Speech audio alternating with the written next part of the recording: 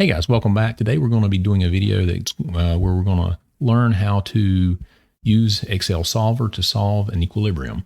As you guys know, when you start solving for these equilibriums, the math can get complex fairly quickly, but Solver is a good tool that you can learn and use to be able to solve these equilibrium equations. And most importantly, it's just a way to introduce you to this tool in Excel. Often when I go to use something like Excel, one of the biggest limitations I have is I don't even really know what all tools are available. So this is a good opportunity to just take a little peek at a very powerful tool that you can use. And there's an Excel challenge that's associated with this. You can download from the link below, and hopefully you will enjoy this. Let's go ahead and get started.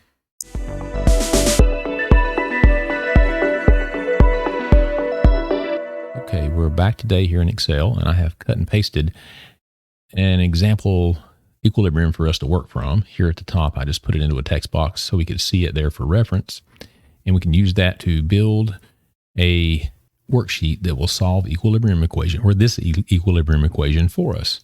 So before we do that, though, we have to make sure that we have Solver activated in your Excel. And if you look at the top and click on the Data tab, go over here to the right under Data Analysis, you should see a Solver label. If you do not see that, that means you do not have it activated. I deactivated mine so I can show you guys how to activate it. Just go over here to File, Options, and you want to go to your add-ins, and then Manage Excel Add-ins, hit Go, and you'll see that Solver add-in, your fourth one down, is available. You can just check the box, hit OK. And when you do that, if you're on the Data tab, you'll be able to see the Solver label, the little Solver button that automatically appears over here, and it means you've got your Solver installed now. So once you do that, let's go ahead and start working on setting this worksheet up so we can solve for our equilibrium. Now I've included a reaction here that we're going to use. And of course, every one of these that you set up will vary a little bit depending on the reaction. And you'll notice in this particular reaction, they're all gases, but we're using a K sub C, or K of concentration, equilibrium constant. It doesn't really matter. You can also, if you're using gases, you can use a K sub P that's based on pressure, but it is a different number. So you just got to make sure that when you're going to use concentration or you're going to use pressure when you're dealing with gases, that you have the appropriate equilibrium constant for that. So since we've got a K sub C, we're going to use molar concentrations rather than pressures to work this problem. And of course, I went ahead and written out the mass action equation for this, so we'll have it to reference to work off of. Hopefully by this point you guys already know how to set up your mass action equation. So I'm going to set this table up basically like an ICE table that you're probably already familiar with, and I'm going to do it that way so it's easy to see what's going on, and hopefully will be neat to you. So I'm going to go ahead and type some of that stuff in, and then I'll go back and explain to you what I did.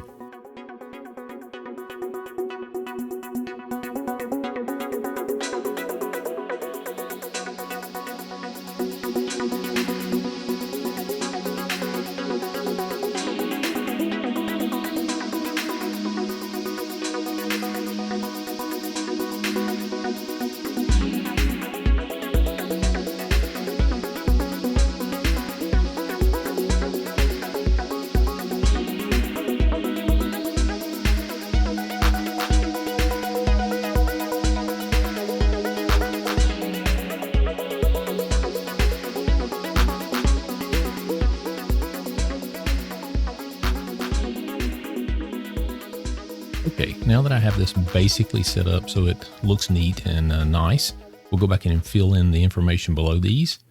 So of course our original concentrations are going to be just numbers that we're given or numbers that we want to start with. So I'm just going to make some numbers up that we'll put in here. And of course in this case, we're going to have the X values that are based off of, we want to start if possible with the X. It's going to be based upon one of the reactants that it has a coefficient of 1. You may not always have that, so you may have to adjust this. But the most important thing is whichever one you start with, that these other two are related to this X based on their coefficients compared to the X coefficient. You know, that way we know that if if chlorine decreases by X, we know that this reactant is going to decrease by 2x. Now, we also know that this one's going to increase by 2x, and we're not going to worry about the actual charges at this point in time. We're going to take care of them down here. As you can see, down here at the bottom, we have got minus 2x minus x plus 2x. So we can see that if this reactant drops by x, this one drops by 2x, and this one's going to increase by 2x. Now, this is going under the assumption that we're moving from reactants to products. So we're shifting in that direction. You guys know if we have a lot of product and not much reactant, then there's a chance that you could shift back to the left. But this does not really, this assumes that you're going to move towards product. However, it doesn't really matter, because what you'll find out when we start solving for this, if it actually does move back to the left, your x will become negative, and it'll just shift in the opposite direction. So it still works. It's no big deal for this either way. So just don't worry about that and just leave it like this. So now we need to fill in the actual data, the actual information. So in this particular case, x is going to be a starting value. This is also going to be the value we're going to let solver change to help us determine what the final concentrations are. And so this is going to be an actual physical number. So I'm just going to put something in so you can see how the formulas are working, and then we'll go back later. We'll set this to 0, and then we'll let solver figure this out for us. So we know this has got to be equal to 2 times x. We also know that this one has to be equal to 2 times this x value. All right, and you can see the changes actually happening there. And in this particular case, we know that this has to be equal to my initial concentration minus my change. Same thing here. We're going to set it equal to our initial concentration minus our change. And here we're going to set it equal to our initial concentration plus our change. Now that we have our basic table set up, we need to set up our, we already know our equilibrium constant. And that's going to be 46,000. And then we want to solve for Q. Now this is going to be the most complex equation in this, these centered up. This is going to be the most complex equation that we're going to be working with. And we're going to say this is equal. It's going to be based off of our mass action equation. And so we're going to say this is equal. We're going to put the concentration of our NOCl, and that's this, right? This is the what we were hoping will be the equilibrium concentration. Now we need to square that, and then we need to divide that by, I'm going to put these in parentheses to kind of keep it organized. The concentration here, and that's also squared, and that's multiplied times this concentration. All right, and that should have it. And you see, this calculates Q, but you can keep in mind this calculates Q based on these numbers here, not these numbers here. If you want to see what your original Q value is, then you just set this to 0. And it will calculate off of the original numbers that you put in, because there won't be any change. And then you can do the, the Q comparison. And as we know, since Q is less than our equilibrium constant, we know it's going to move towards product. All right. Now, one last thing I want to do, or a couple of things we want to do here. We want to say that we're going to also put our equilibrium constant minus Q, because we know that when we're at equilibrium, Q is going to equal K. Of course, we can type that formula in, and it's just going to be this minus this, and there we have it. All right. One thing I want to mention, so if you look at this, if I were to just pick a number and put it in X, let's say I make that number 0.05. You'll notice what happens is it'll automatically calculate this, and one of my reactants goes to a 0 concentration. And we know realistically we never actually go to a 0 concentration in an equilibrium. It might be very close, but it won't ever be quite 0. Also, this causes a division by zero error because you can't divide by zero. And when one of these reactants go to zero, you're going to get this error. Now, this in particular can cause an issue with Solver. If Solver is trying to solve this and it stumbles across a solution that generates an error, then it's going to stop and it's not going to solve this for you. And this would be a good time to kind of explain to you how Solver is going to work. Basically, what we're going to do is we're going to tell Solver to just change this X until we get our Q to equal our K, or whenever Kc minus Q is 0. Now, if it's trying to do that and it accidentally picks a number that causes this to be 0, then it's going to cause this error and Solver is going to stop until you can't find a solution. So there is a way around this, and this is probably something you may not have seen before, but you can actually type in something that's called if error. And what that does is that basically says if there's an error, the first part of this is going to be like if there's not an error, even though this is an if error, the first part's going to be if there's not an error, then it's going to use your original equation. But if there is an error, you can see the second part is value if error. So if there is an error, we're just going to tell it, just put a 0 in there. And you can see it replaces our divide by 0 error with a 0. And this is going to let Solver continue to work. Now, Solver is going to realize, now this is technically not correct because we know that something divided by 0 is, is basically infinity. We can't put that in here. But this will actually at least allow Solver to keep plugging along with this algorithm until it gets the correct solution. It won't stop this 0 because that's not going to meet our criteria. Okay, so I pasted in a quick legend so you can kind of see where all the cells, what all the cells are doing and how they'll function. And so we're going to take a look. These top cells up here,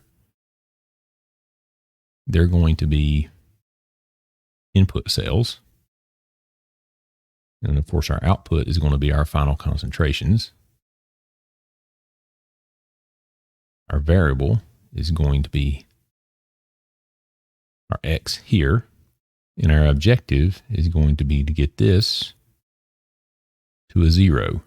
Now, all the formula cells that we have, I'll go ahead and highlight and I'll make those bold so you can see everything that's a formula. Yeah, that's also a formula too.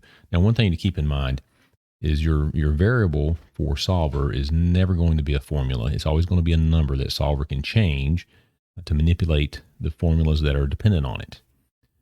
Now, on the flip side, your objective will always be a formula because as Solver changes its variable, it needs to see a result somehow and base its decisions on the result that it sees. And so the objective will always be a formula that's somehow tied back to the original variable that you set. So let's go ahead and open up Solver so you can see better what I'm talking about.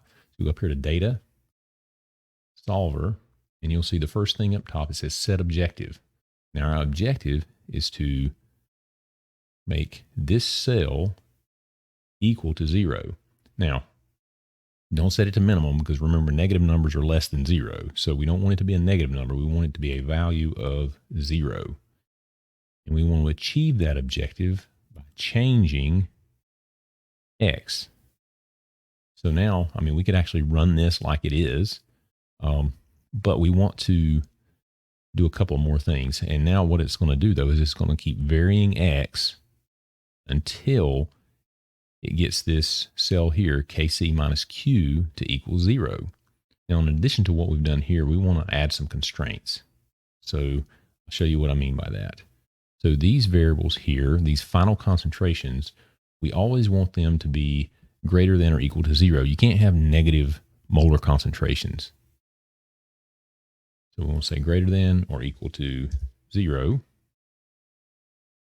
And so now it will try to solve this without making these less than 0, which would make sense in this particular situation. Now, also another thing to look at is your make unconstrained variables non-negative box may be checked. You want to leave that unchecked. What this does is any of the variables that are associated with this system, it will try to make them non-negative. However, we know that 2x, x, 2x, these numbers can be negative, because if the reaction goes from products to reactants, then X will actually be negative. However, the final concentration cannot be negative. We know that it can move and the concentrations can get lower, and so X could be negative. Now that we've done this, now you don't need to mess with this here, this GRG nonlinear, just leave it. It's more advanced situations would require you maybe to change this, but for this particular situation, you don't need to worry about it. In most situations, you won't need to worry about it. So we can go ahead and hit solve. And it'll come up with this. It'll tell you it found a solution, all constraints and optimality conditions are satisfied. Hit OK. And you can see that it's got us, it didn't get us exactly to 0, but it gets us very close. With the significant figures that we have here, we can see that we could easily call this close enough to 46,000. So it's very close. Now, if we want to do this again, let's say we want to try some different numbers like 2, 1.1. Now remember, if we set this to 0, we can go ahead and look and see what our Q value is. And we see our Q value is very low. Let's put a number in there that's bigger to get us a bigger Q.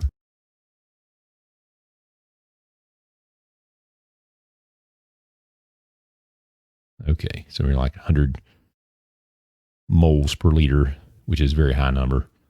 Just to see what our Q is going to be. And still, it looks like we're going to move to products. And so anytime you change these numbers, you've got to go back and run solver again. So we're going to go back and do solver. Now, the nice thing is that it's kept all of our parameters from before. So all we have to do is hit solve, OK, and you can see it resolves it. It gives us more product, less reactants, just like we would think. And it gets us pretty close to 46,000. And this number is relatively close to 0 compared to a number as large as 46,000. So we're going to figure that that's pretty much close enough. One thing about significant figures here, when we're setting this up, you'll notice I left everything as general format. Excel does not have a really, really good way to control the significant figures without going into scientific notation. So usually what I'll typically do, just leave everything in general format. When you get to the end, you can just use the appropriate number of significant figures based on what you had to put in at the top. I think that is just about going to do it. I think that's enough information that you can work from this point forward. All right, guys, hopefully that was enough to get you started with Excel Solver. There's an Excel challenge that's linked below that'll help you get some practice with this. Hopefully you'll find this both fun and challenging, and I hope to see you guys next time. Don't forget to subscribe and click the like button, and we'll hope to see you again soon.